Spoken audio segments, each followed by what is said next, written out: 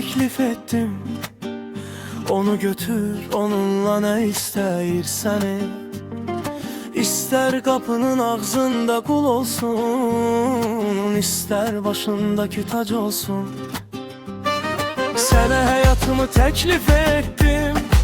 Tut elimden, hiç vaxt bırakma. İster ömürlü yolun sahibi ol, ister yüreğinizde kirayetçi olsun.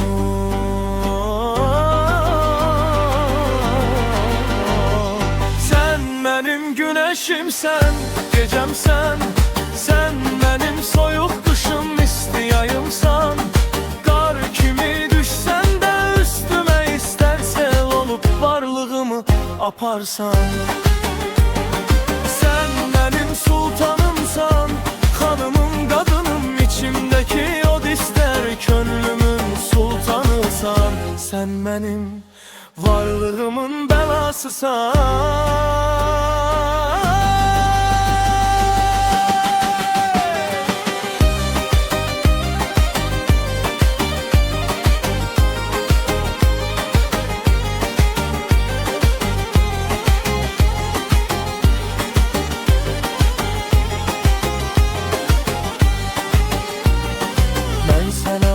Yarımı vermemişem, bende olan her şey seninledir. Gülüşünle mühürleyir sen beni, bir bakışla beni yaddaşımdan silmişsen.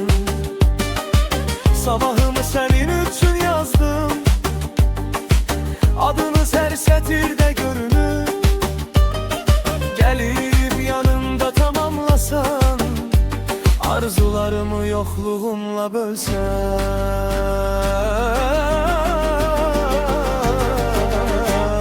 Sen benim güneşimsen, sen benim gecemsen.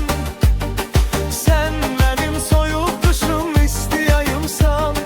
Kar kimi düşsen de üstüme, ister sel olup varlığımı süpürürsün.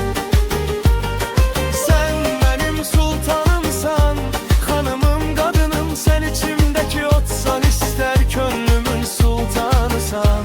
Varlığımın belası olsan da.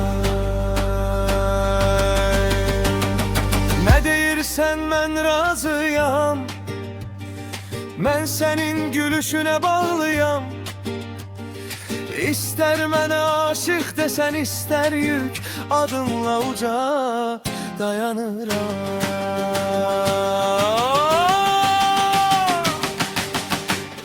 Sen benim güneşimsen, gecemsen.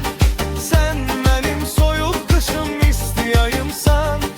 Kar kimi düşsen de üstüme, ister sel olup varlığımı süpürürsün.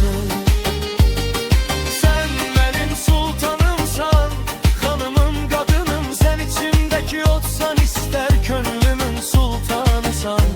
Varlığımın belası olsan da.